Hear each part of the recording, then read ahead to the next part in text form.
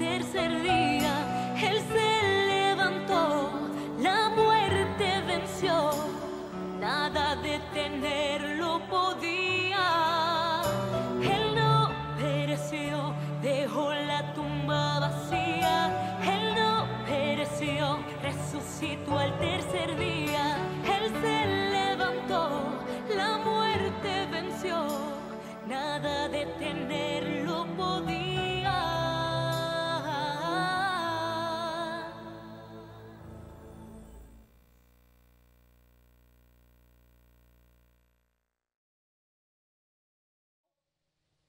Hacer otras acotaciones con relación al espíritu de Jezabel, porque yo sé que esto es un tema que está al tapete y se torna controversial, pero he podido percibir que ustedes han recibido esta palabra con gozo, con alegría.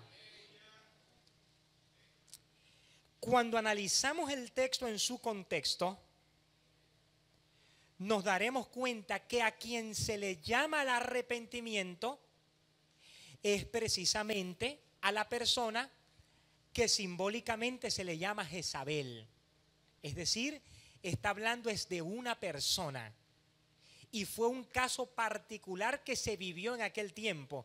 Necesariamente no tiene por qué repetirse hoy.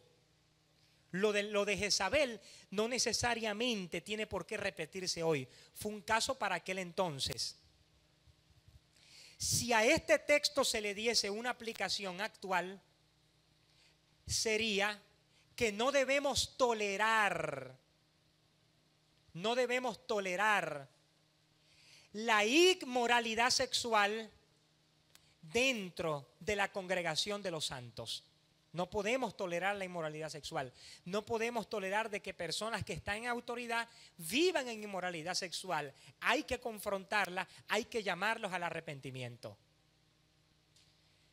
Porque si ese texto estuviese hablando de un demonio, los demonios podrían arrepentirse, podrían casarse, podrían tener hijos y veríamos muchos hijos de uniones matrimoniales o sexuales como resultado de ese tipo de manifestaciones de demonios con personas. Es decir, es un total disparate desde el punto de vista del contexto.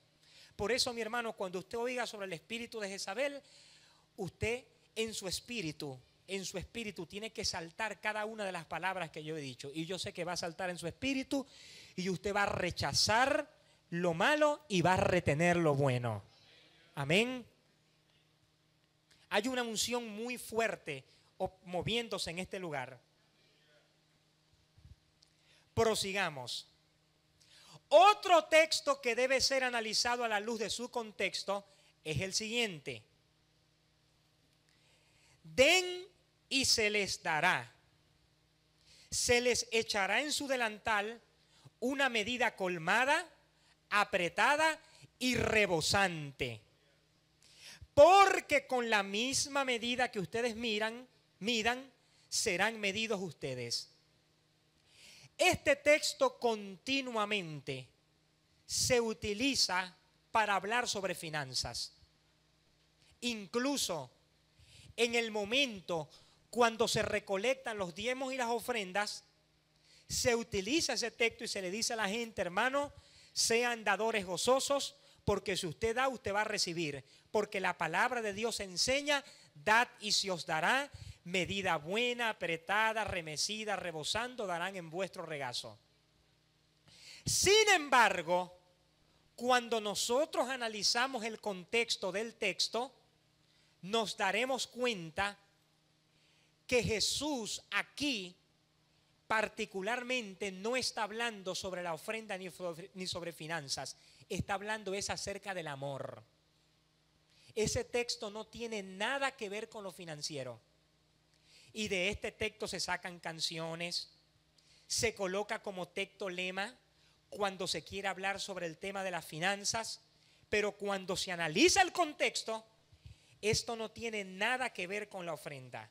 El contexto realmente está hablando es acerca del amor. ¿Por qué razón? Porque Jesús dice con anterioridad, antes de dar estas palabras, dice, amen a sus enemigos. Hagan el bien y presten sin esperar nada a cambio. Según este texto, la evidencia de que usted ama es que da amor a quienes le dan odio. Da bendición a quienes le dan maldición. Hace el bien a quienes hacen el mal.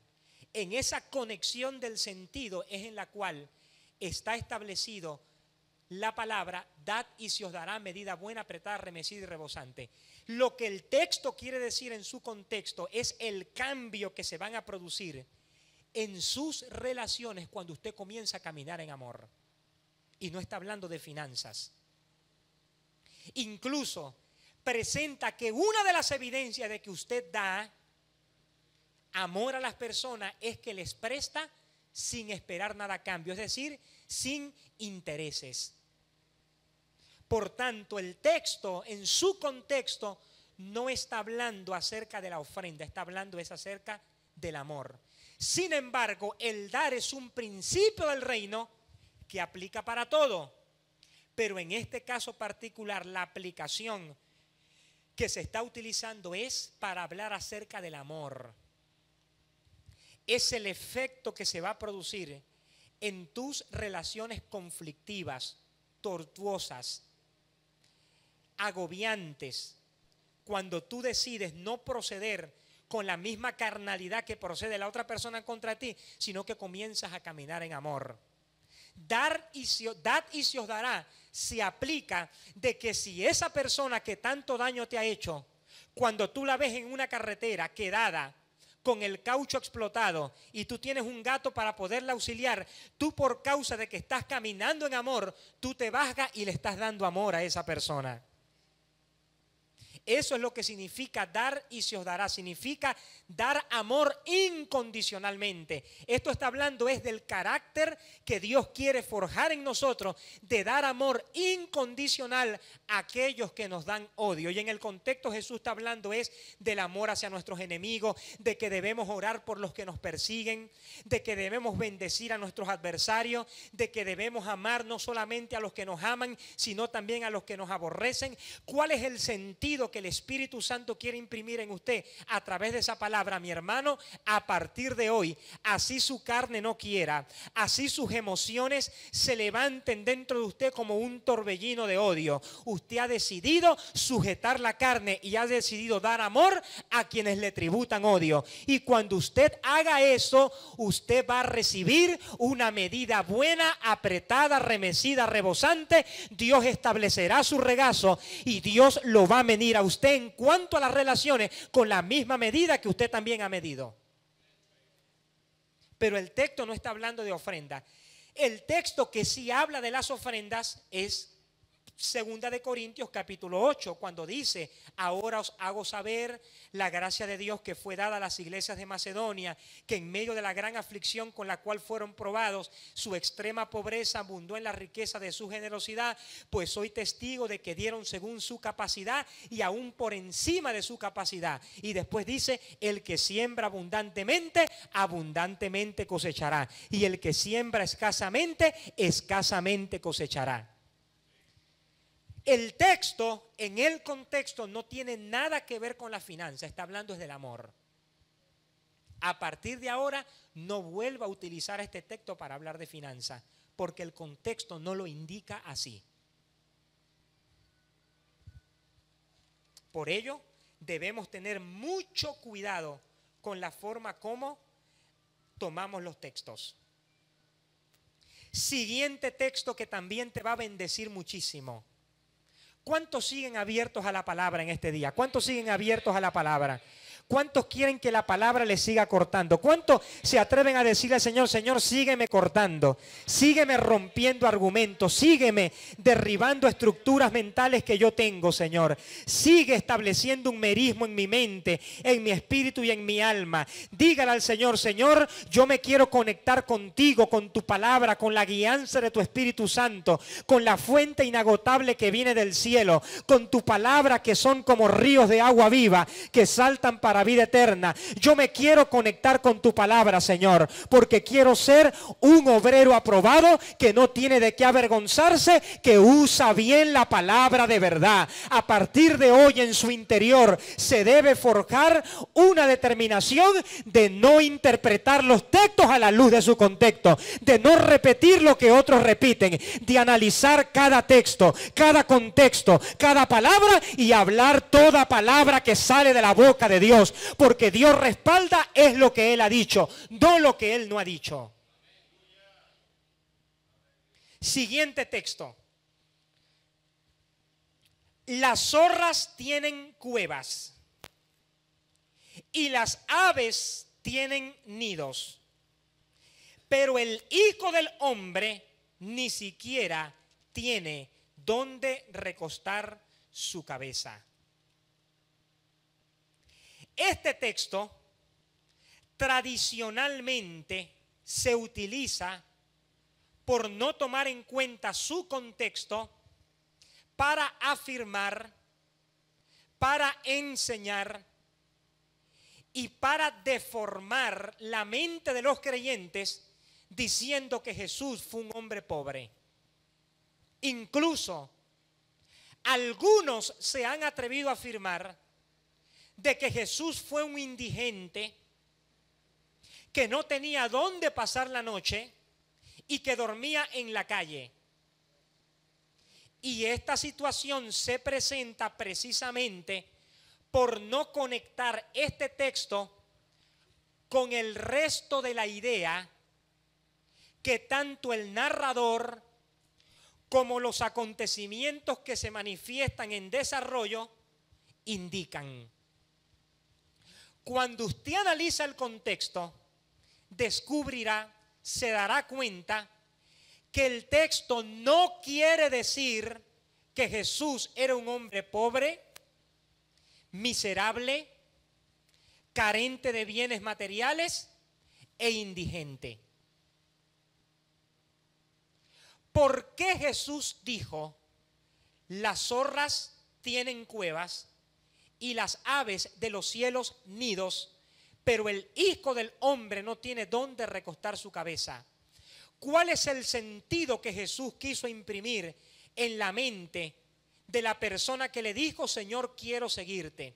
¿Cuál es el sentido que Jesús quiso imprimir en la mente de sus interlocutores?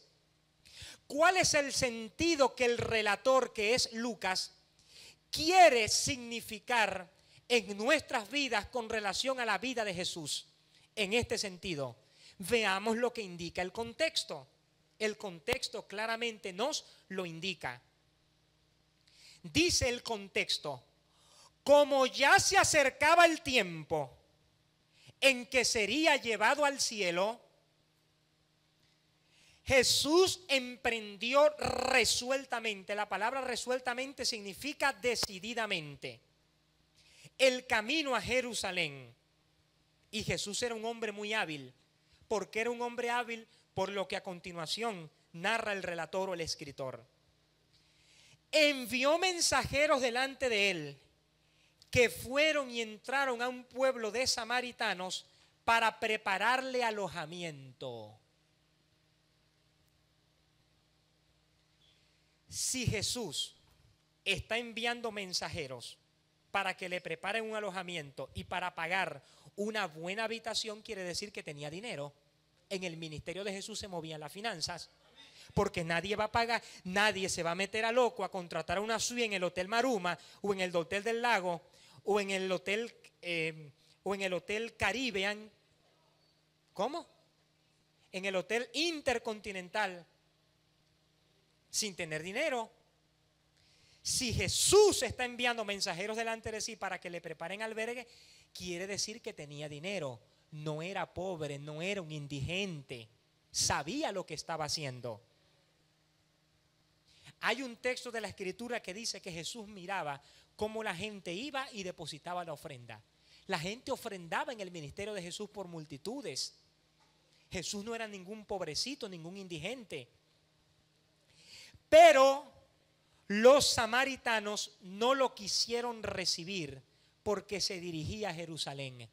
la razón de acuerdo al contexto por la cual Jesús dijo, las aves de los cielos tienen nidos y las ardillas tienen sus cuevas o madrigueras, pero el Hijo del Hombre no tiene dónde recostar su cabeza, fue porque los samaritanos suspendieron todas sus presentaciones, le cerraron las puertas, no quisieron darle albergue. Pero no es porque Jesús era pobre.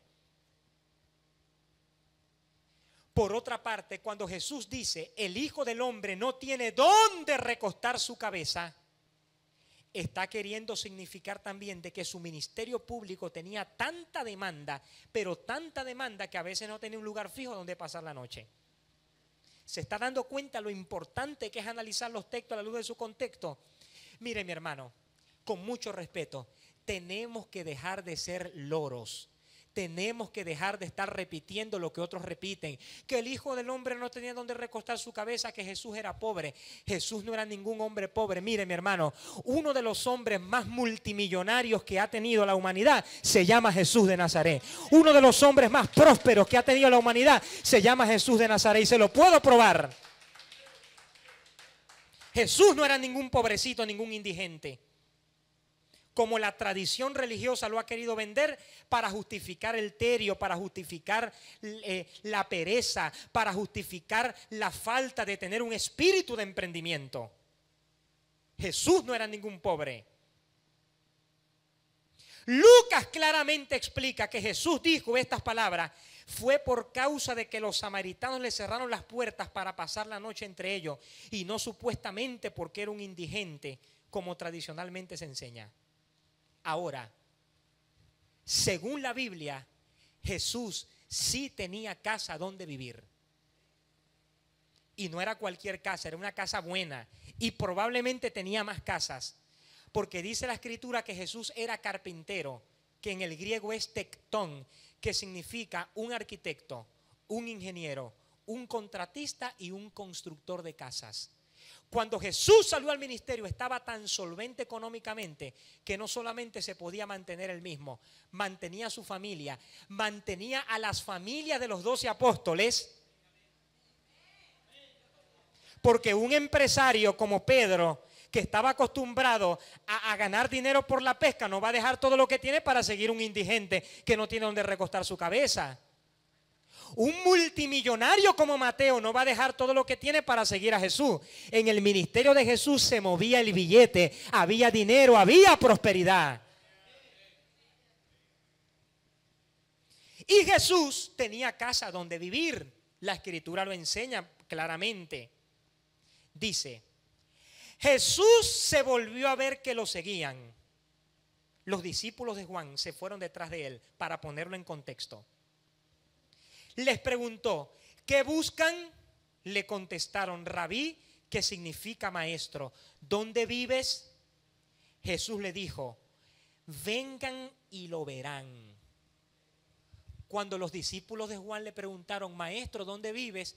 Él no respondió, las aves de los cielos tienen nidos, las cuevas, las ardillas tienen madriguera, pero el Hijo del Hombre no tiene donde recostar su cabeza. Vengan, síganme, vamos a dormir en este rinconcito por aquí para que pasemos la noche en este. No, Jesús le dijo, vengan y síganme. ¿Y qué dice el texto después? ¿Qué dice el texto después? Vengan y lo verán. Fueron y vieron dónde vivía y se quedaron aquel día, eran como las 4 de la tarde. Jesús tenía casa donde vivir.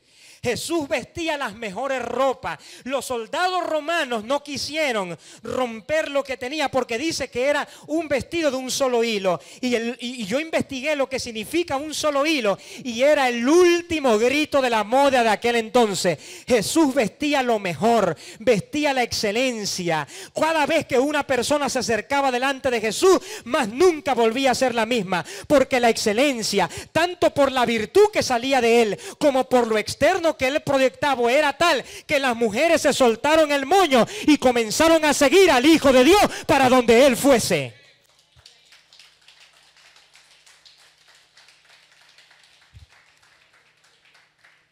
Agarre esta revelación, agarre esta revelación. La pobreza, según la Biblia, es una maldición. Un texto que hay que analizar a la luz de su contexto es: conseguirás el pan con el sudor de tu frente. Eso no es para nosotros, hay que analizar el contexto. ¿Por qué Dios le dijo a Adán que iba a conseguir el pan con el sudor de su frente? Porque Dios maldijo la tierra. Pero ya esa maldición no está sobre nosotros, porque Cristo nos redimió de la maldición de la ley, hecho por nosotros maldición, como está escrito: maldito todo aquel que muere en un madero. Yo no voy a conseguir el pan con el sudor de mi frente. Usted y yo tenemos que conseguir el pan con la bendición de Dios, porque la bendición de Dios es la que enriquece y no añade tristeza con ella. La pobreza, según la Biblia, es una maldición. Dios le dijo a Israel: todas estas maldiciones vendrán sobre ti y te alcanzarán y te perseguirán hasta destruirte. Por eso tendrás hambre, primer elemento; sed, segundo elemento; desnudez, tercer elemento; pobreza extrema, cuarto elemento; y serás esclavo de los enemigos que el Señor tu Dios pusiera sobre ti, quinto elemento. Y de allí comienza a dar descripciones: maldito serás en el campo, maldito serás en la ciudad.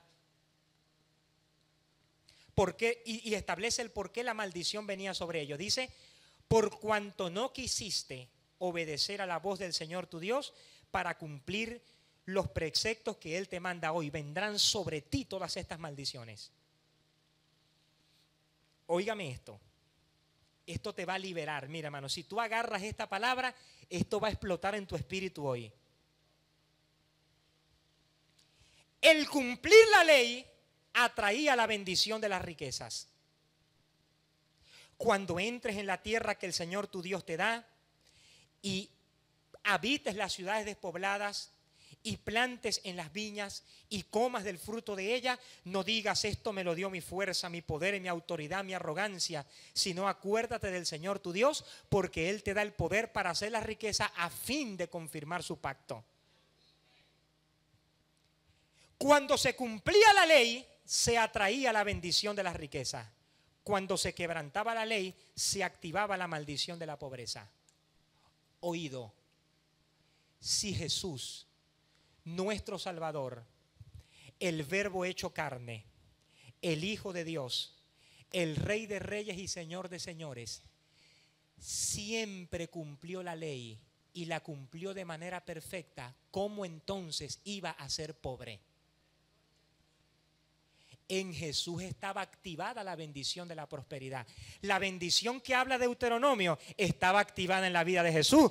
Todo lo que Jesús tocaba era prosperado. Jesús cumplió la ley de manera perfecta y siempre la bendición de la riqueza estaba sobre Jesús. Por eso dice la Escritura que las mujeres millonarias de la época le servían y sembraban en su ministerio. Por eso dice la Escritura que la gente daba sin cesar. José de Arimatea le preparó una tumba cuando murió. El dinero se conseguía por todas partes. Había un tesoro en el ministerio de Jesús, y a pesar de que Judas le metía la mano al tesoro de Jesús, el dinero todavía sobraba. Y le voy a decir una cosa: Jesús tuvo que cumplir la ley para que la bendición de la prosperidad se activara en su vida. Nosotros no tenemos que cumplir la ley para que la bendición de la prosperidad se active en nuestra vida. Desde el momento en que recibimos a Cristo, fuimos declarados justos delante de Dios, y por ende todas las bendiciones que habla Deuteronomio nos van a alcanzar y nos van a arropar si nosotros entendemos lo que Dios dice para nosotros hoy.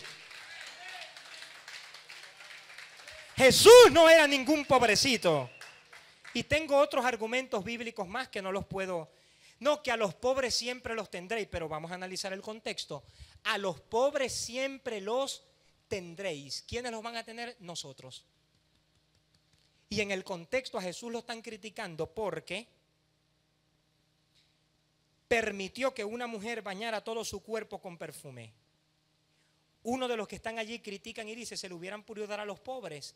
Jesús dijo: no, en este momento es más importante ungir mi cuerpo para la sepultura que dar de comer a los pobres. Quiere decir que si Jesús dice que a los pobres siempre los tendremos, quiere decir que siempre va a haber a nuestro lado gente que vive en pobreza, a quienes nosotros, por el poder del Evangelio, vamos a sacar de la condición de pobreza donde se encuentran.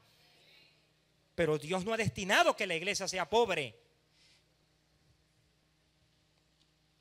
La pobreza es un terreno de maldición. Ahora, no estoy diciendo que un creyente que vive en pobreza es porque está bajo maldición. Ningún creyente puede estar bajo maldición. Un creyente puede caminar bajo terreno de maldición, que es diferente. El creer que la voluntad de Dios es la pobreza y que ser humilde es ser pobre es caminar en un terreno de maldición. Mire, la escritura es al revés a lo que enseña la tradición religiosa. La escritura dice, la humildad y el temor del Señor traen como premio riquezas, honores y vida. Si Jesús pudo decir de sí mismo, aprendan de mí que soy manso y humilde de corazón, ¿usted cree que la humildad en Jesús no le iba a traer la riqueza? Claro que se la traía, por supuesto que sí. Jesús desde muy niño fue rico. Esa multitud de hombres del oriente, que no eran tres reyes magos, una multitud fue a ver a Jesús. Le entregaron oro, incienso y mirra. Y yo no creo que esos hombres, haciendo un viaje tan largo, le iban a entregar un poquito de oro a Jesús. Jesús desde muy niño comenzó a ser rico. Dios planeó toda la prosperidad para Jesús. Así que mi hermano, nada de eso de que el Hijo del Hombre no tiene de dónde recostar su cabeza, nada de eso, mi hermano. Eso no está dentro del plan de Dios para usted. El plan de Dios para su iglesia es la bendición, es la honra, es la prosperidad y es la dignificación. Porque no hay algo que dignifique más el hombre humano que es el glorioso evangelio del reino de Dios. Olvídese de la pobreza y de que Jesús no tenía dónde recostar su cabeza. Seguimos.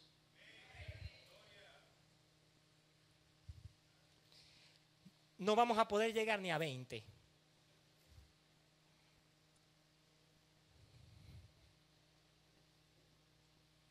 Dice,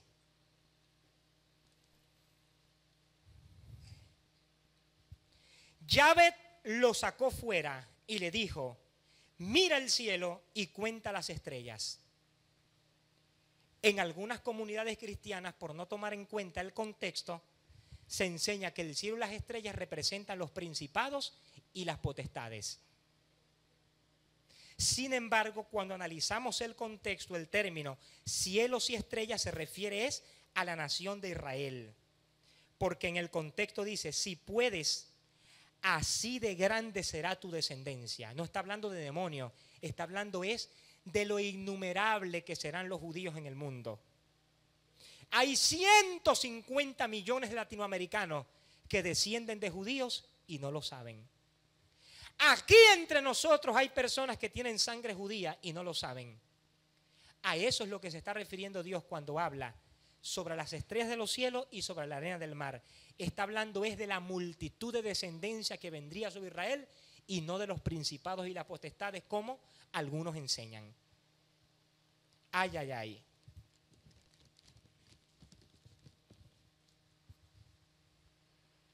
Porque la letra mata, mas el espíritu vivifica.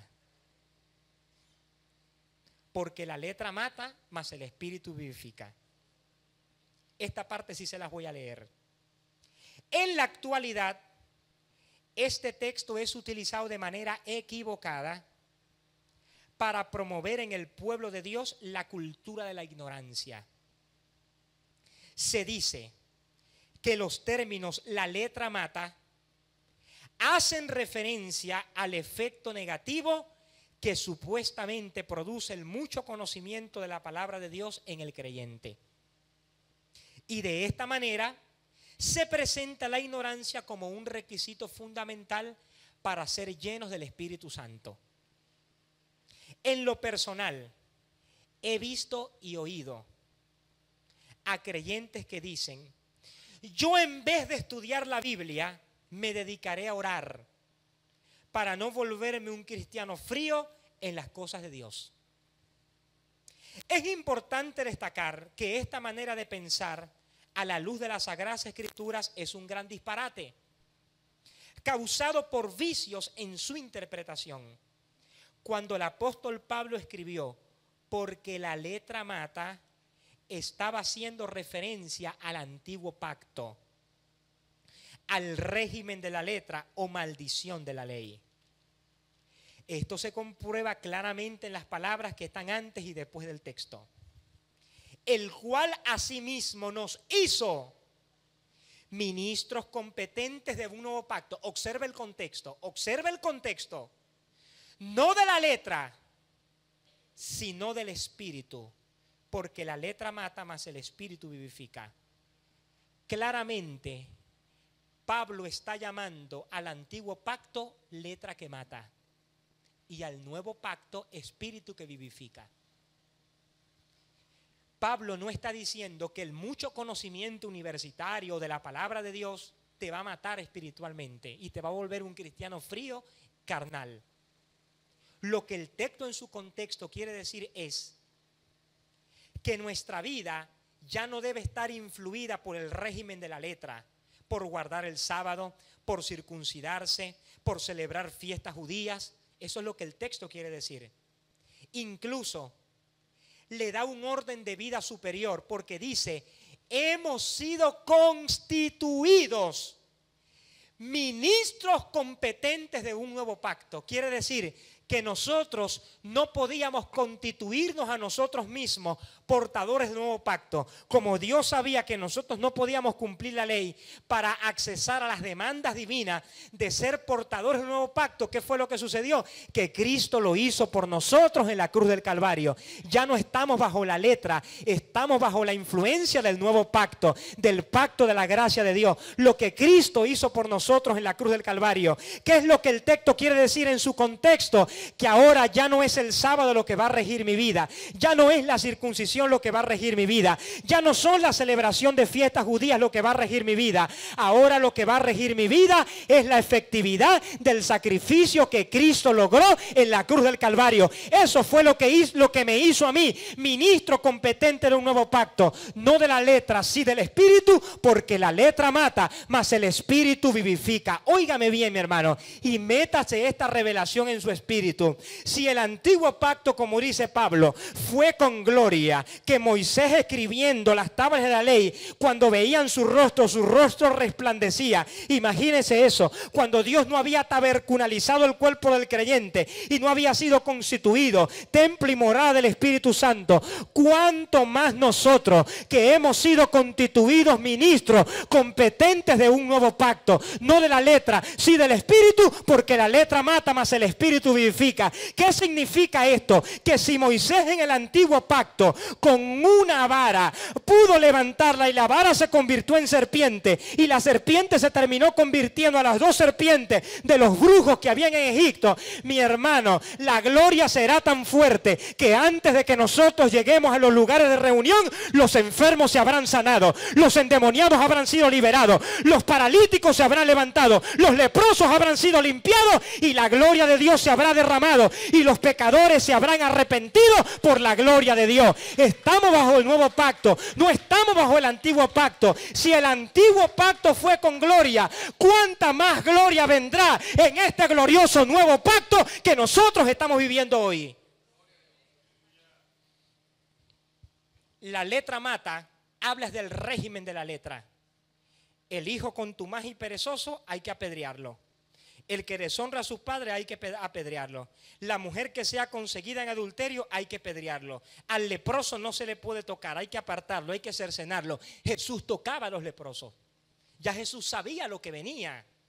Jesús sabía que él iba a instaurar un orden superior en el mundo. Pero como no había muerto en la cruz, tuvo que someterse al sistema de la ley, tuvo que predicar la ley y tuvo que enseñar la ley en Israel, porque él no podía quebrantar un principio de autoridad. De hecho, Jesús vino a decir, toda autoridad me es dada en el cielo y en la tierra, es cuando fue a la cruz, venció al diablo y resucitó con poder al tercer día. Hermano, rompamos un vicio pentecostal. Padre, dame la doble porción de tu Espíritu Santo, Señor. Yo quiero que me des la doble porción de su Espíritu Santo. Eso representa una gloria que se vivió cuando la ley estaba establecida con material de piedra y con una doble porción del Espíritu Santo. A Eliseo, estando muerto, le tiraron un muerto y el muerto resucitó. Pero eso no es para nosotros. ¿Sabe por qué? Porque dice la Escritura que a nosotros no se nos ha sido dado la doble porción del Espíritu Santo. A nosotros se nos fue dado el Espíritu Santo sin medida. No hay límites de doble porción del Espíritu. No tengo que pedir la doble porción del Espíritu, porque el Espíritu está en mí sin límite. Hemos sido bendecidos con toda bendición espiritual en los lugares celestiales con Cristo, según nos escogió en Él desde antes de la fundación del mundo, para que fuésemos santos y sin manchas delante de Él en amor. No tenemos que estar pidiendo una doble porción del Espíritu Santo. No es bíblico hacerlo.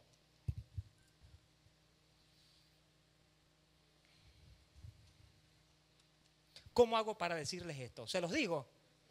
Ok. O lo dejo para el próximo mes. Se los digo. Vamos a echarle pichón, pues.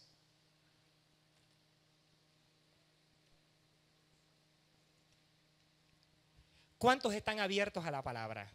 ¿Cuántos están abiertos? ¿Cuántos están expectantes? Amén. Y has quedado atrapado en los dichos de tu boca. Continuamente este texto se utiliza para enseñar acerca del efecto negativo de las palabras. Hermano, no confiese cosas negativas porque usted va a quedar atado a esa confesión negativa. Es lo que tradicionalmente se enseña. Sin embargo, el contexto está trazando una idea completamente diferente. Cuando el contexto dice, y has quedado atrapado en los dichos de tu boca, se está refiriendo a transacciones económicas que tú y yo quizás hemos hecho que Dios no aprueba. Quedar atrapado en los dichos de tu boca significa hacerte fiador de alguien. En el contexto es lo que significa. ¿Por qué compromiso verbal? Porque en la cultura oriental el compromiso verbal vale más que el escrito.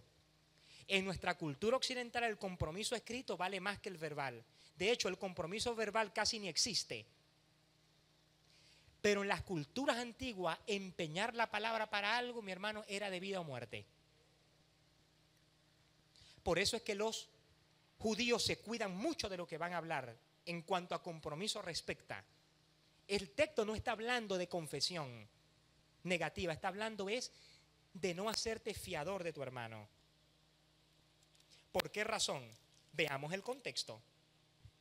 Hijo, si has servido de aval a un compañero o si has salido fiador a un compañero, si te has comprometido con un desconocido, tus propias palabras te tienen amarrado. ¿Ves? Está hablando de hacerse fiador de alguien y no de una confesión positiva. Yo he visto mucha gente hablar de este texto desde la radio, desde la televisión, completamente descontextualizados, mi hermano. Por eso, cada vez que usted oiga algo, hermano, métalo en el contexto. Le estoy leyendo la Biblia latinoamericana. ¿Ok? La única salida, hijo mío, es esta. Libérate. Porque estás a merced del otro. Anda a verlo. Ponte de rodillas. Suplícale que te deje libre de ese compromiso. El quedar atrapado en los dichos de la boca, en el contexto, se está refiriendo específicamente a no comprometernos a ser fiador de alguien. En nuestra cultura, occidentalizando este texto bíblico, lo que Dios nos quiere decir es que no debemos firmar ningún documento donde nos comprometemos a pagar las deudas de alguien, porque puede ponernos en graves peligros. Es lo que el texto quiere decir en el contexto. Por eso Dios le dice, libérate cuanto antes. Arrodíllate delante de esa persona y dile que te libere. El arrodillarse era una señal de respeto en la cultura oriental. Entonces, el texto no está hablando, no se está refiriendo a la confesión positiva o negativa. Se está refiriendo a no comprometernos legalmente a pagar las deudas de otro. porque te puede llevar a la pobreza. Muchas personas, por no ver este texto en su contexto y darle una interpretación y una aplicación y una enseñanza y una proclamación que no tiene, ignoran el principio que está implícito en ese contexto y empiezan a ser fiador de la gente y se meten en graves problemas. Pero Dios establece una salida y dice: libérate.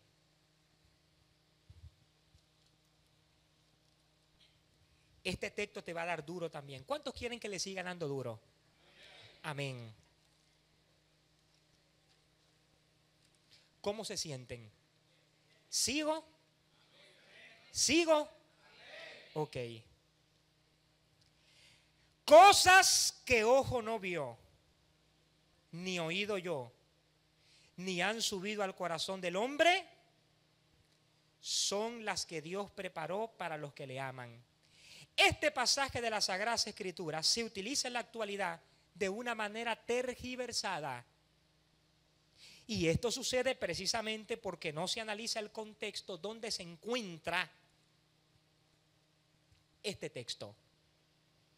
En la mayoría de los ámbitos cristianos se predica que aquellas cosas que ojo no vio, ni oído yo, se refiere a las maravillas que los hijos de Dios disfrutaremos en el cielo. Hermano, cosas que ojo no vio ni oído yo son las que Dios tiene preparadas para nosotros en el cielo. Vamos a ver el contexto. Y aquí va a explotar algo en el espíritu.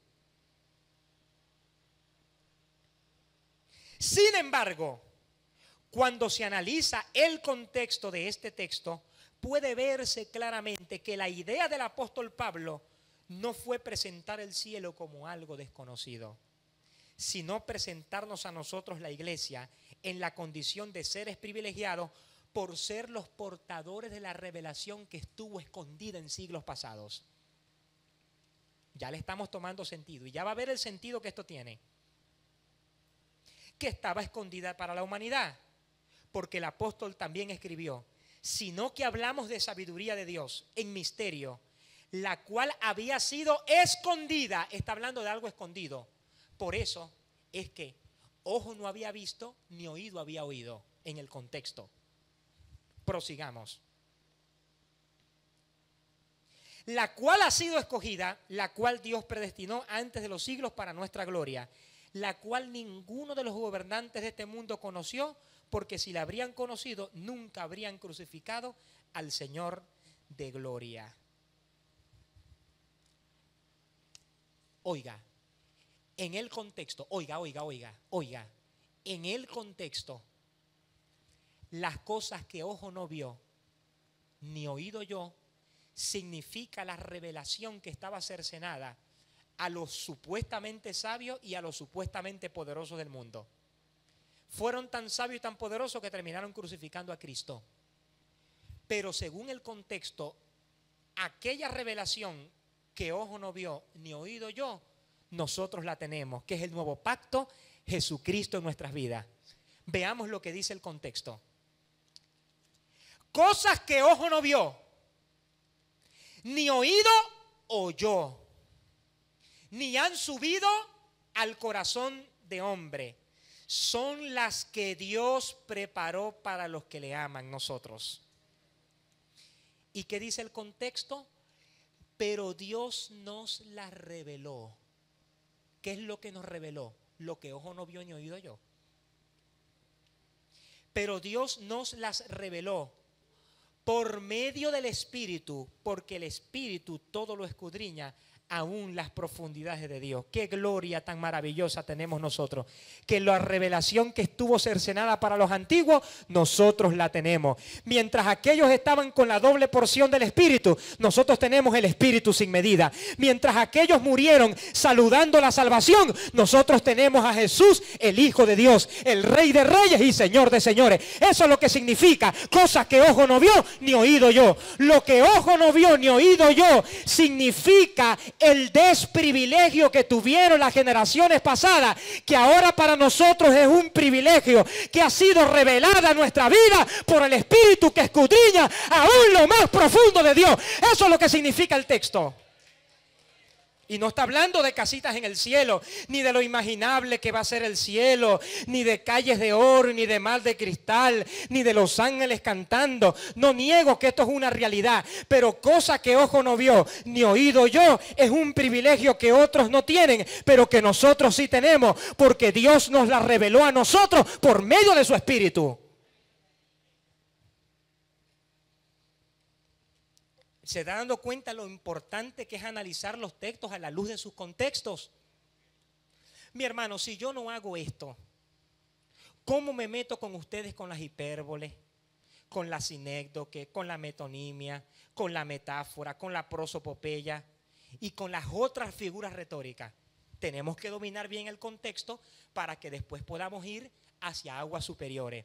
Mire, mi hermano, usted, este alto nivel es así, como Dios le dijo a Ezequiel. Usted está comenzando a entrar por las aguas que llegan hasta su rodilla. Después las aguas llegan hasta la cintura. Después llegan a los hombros hasta que las aguas de los ríos de Dios comienzan a cubrirlo completamente y usted se levanta como un ministro y como una ministra competente para la obra del ministerio del reino.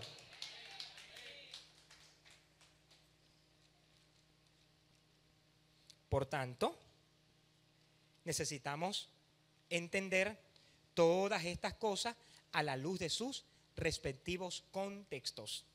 Prosigamos entonces, prosigamos. Y se rió Sara en sus adentros diciendo: después de mi menopausia, ¿he de tener placer siendo mi señor anciano? Cuando tú analizas el contexto con el que se encuentra conectado este texto, te darás cuenta que el placer sexual al cual Sara hace referencia,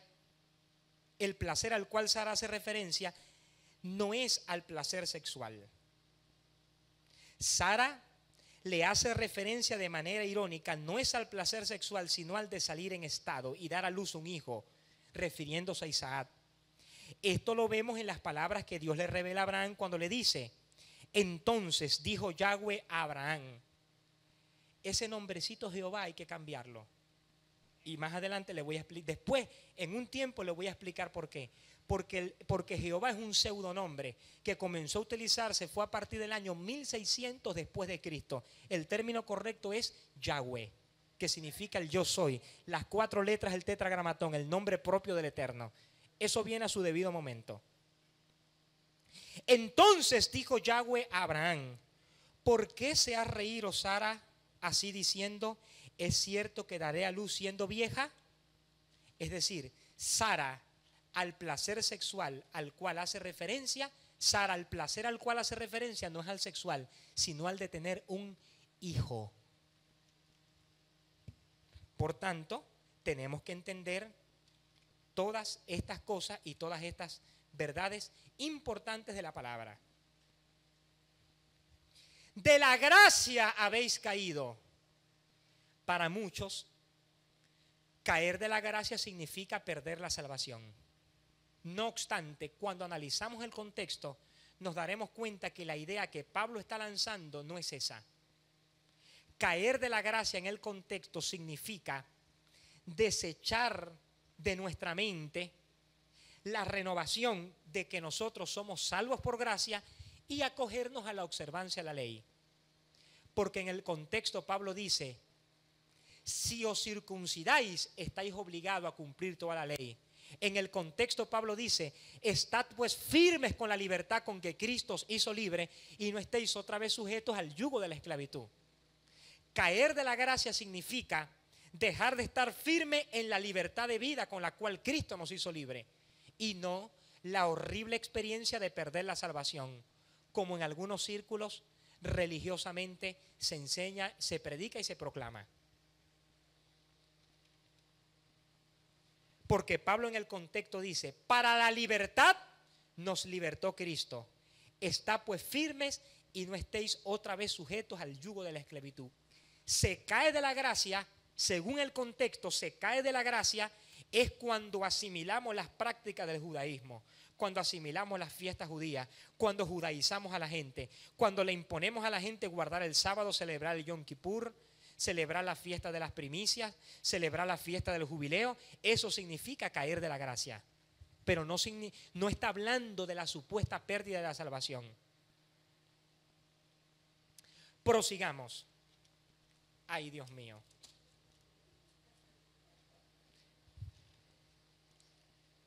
Este instituto bíblico no se rige por paradigmas denominacionales. Nosotros nos regimos por lo que dice la palabra. Porque cada denominación tiene su propio cuento, su propia historia y su propia doctrina. Y el que se salga de ahí está listo. Vamos a ver lo que dice la Escritura. Hay un texto que debemos analizar en su contexto. Dice, y él mismo dio unos apóstoles, otros evangelistas, otros profetas, otros evangelistas y otros pastores y maestros, a fin de perfeccionar a los santos para la obra del ministerio. Cuando este pasaje es analizado a la luz de su contexto, claramente puede verse, puede evidenciarse que los apóstoles y profetas siguen vigentes. No han cesado. Esto queda reflejado en las palabras que el apóstol Pablo escribió antes de mencionar los 5 ministerios, el contexto. Cuando dice, oiga, por lo cual dice, subiendo a lo alto, tomó cautiva la cautividad y dio dones a los hombres. Vamos a detenernos. Número 1, Jesús subió ¿a dónde? A lo alto. Llevó cautiva y dio dones a los hombres. ¿En qué momento se crea en la mente eterna de Jesús la prioridad de dar dones a los hombres? Al momento cuando asciende a los cielos.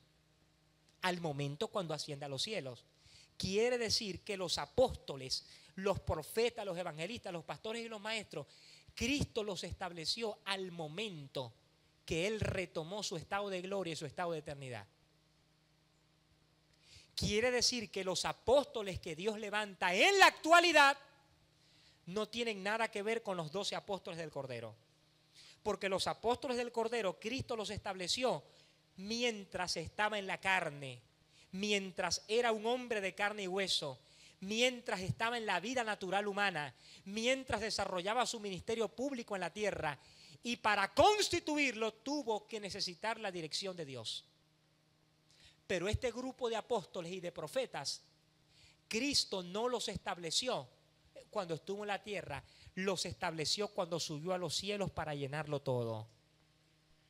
Quiere decir que si los 5 ministerios Cristo los estableció al momento de ascender a los cielos y se incurre en la ignorancia contenciosa de afirmar de que no hay apóstoles ni profetas, entonces si alguien, y ustedes que me ven en la televisión, si tú niegas que haya apóstoles y profetas para este tiempo, tienes que negar también que hay evangelistas, que hay pastores y que hay maestros, porque todos fueron establecidos en el mismo orden.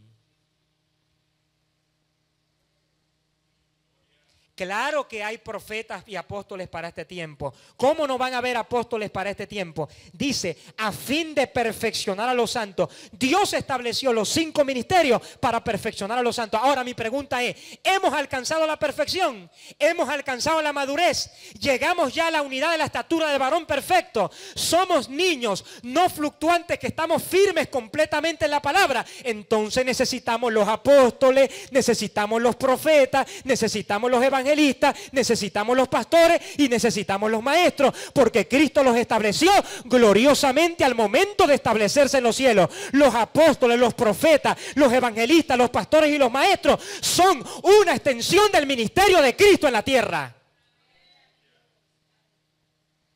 Si negamos uno, tenemos que negar los otros, porque todos fueron establecidos en el mismo tiempo, bajo la misma estructura de prioridad y bajo el mismo orden. Si me negáis los apóstoles y los profetas, me tenéis que negar también los evangelistas, los pastores y los maestros. porque todos fueron establecidos en el mismo orden. Lo que pasa es que hay una diferencia entre los 12 apóstoles del Cordero, que no volverán a aparecer, y los apóstoles como ministerio.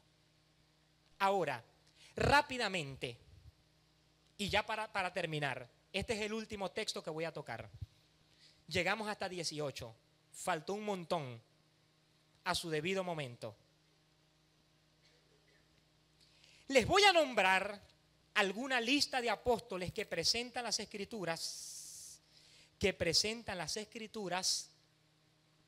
una lista de apóstoles que presentan las Escrituras que no formaron parte de los 12 apóstoles. Por ejemplo, Pablo y Bernabé no formaron parte de los 12 y la Biblia les llama apóstoles. Los redactores del texto le llaman apóstoles y no formaron parte de los 12. Dice el texto así: mientras ayunaban y participaban en el culto al Señor, el Espíritu Santo dijo: apártenme ahora a Bernabé y a Saulo para el trabajo al que los he llamado. El contexto claramente indica el trabajo al cual el Espíritu Santo llamó a Pablo y a Bernabé, y los llama apóstoles, y no formaron parte de los 12. Dice: al enterarse de eso, los apóstoles Bernabé y Pablo, ¿se da cuenta? Se rasgaron las vestiduras y se lanzaron entre la multitud. No solo eso, la Biblia enseña que Pablo, Silvano y Timoteo también eran apóstoles. El Espíritu Santo los llama apóstoles. Timoteo no era ningún pastor, Timoteo era un apóstol. Timoteo no era pastor.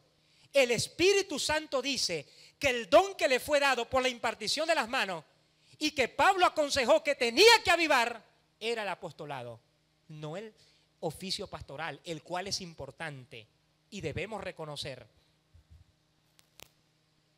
Timoteo era apóstol, no pastor.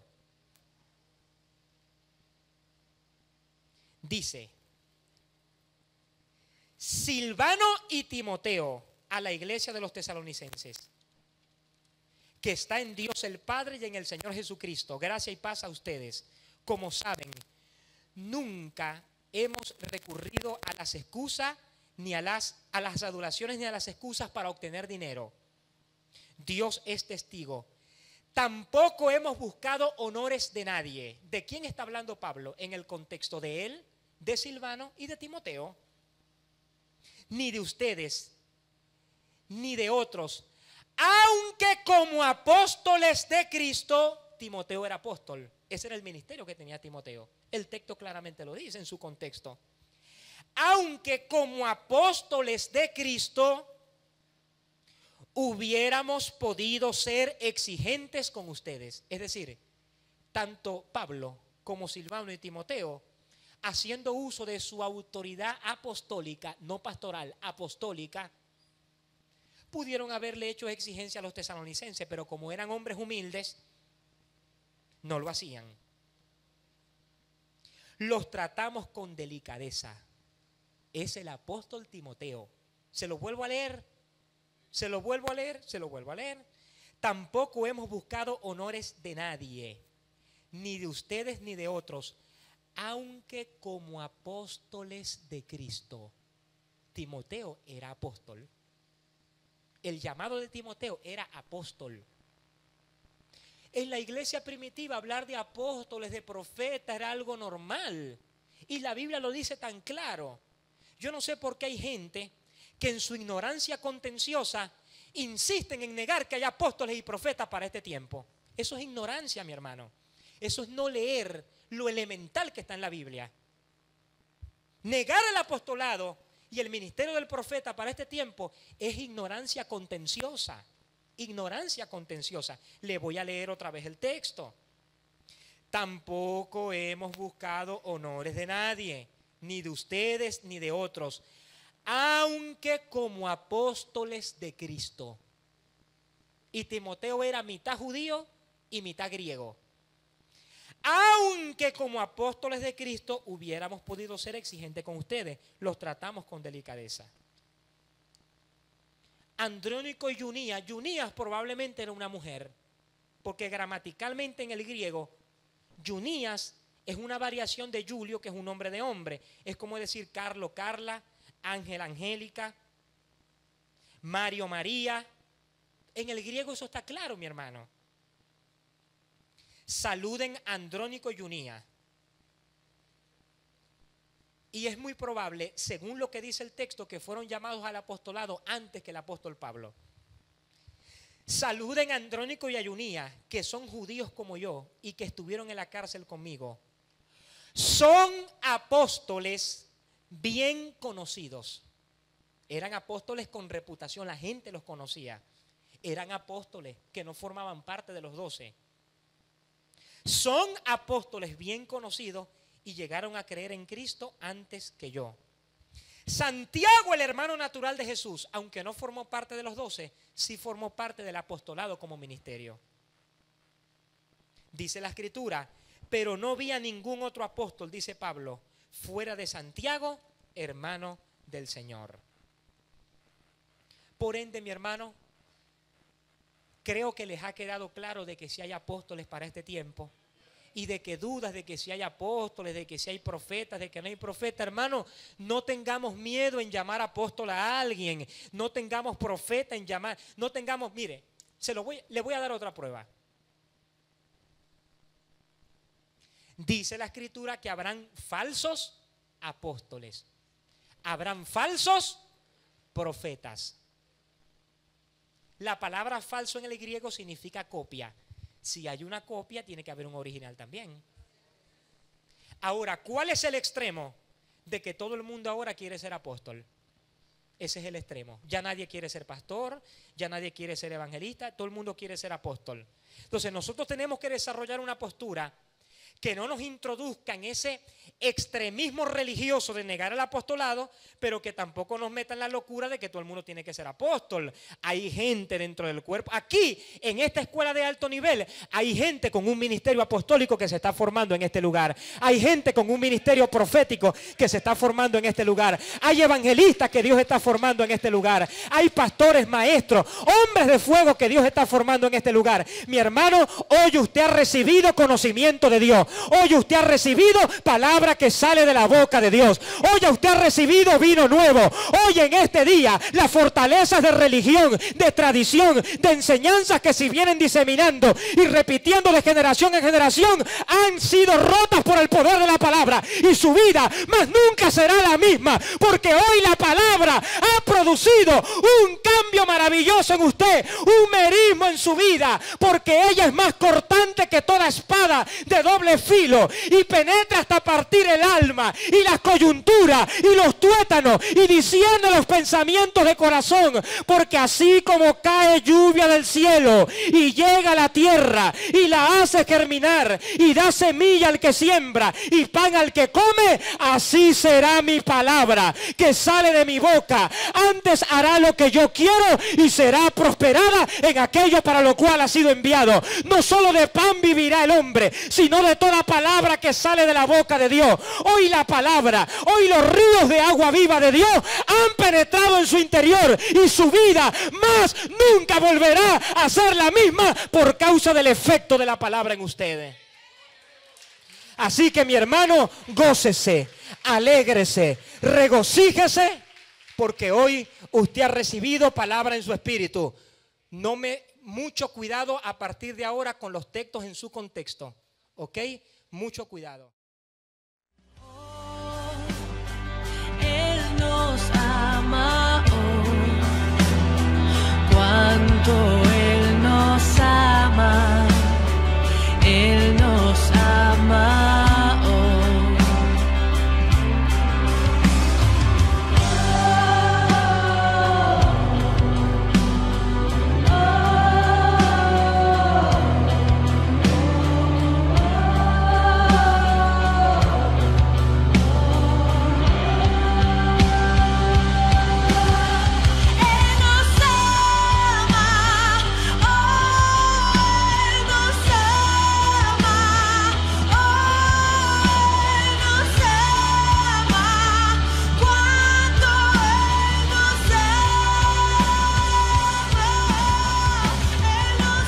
Si esta palabra ha sido de bendición a tu vida, comunícate con nosotros a los números que ves en pantalla para mayor información.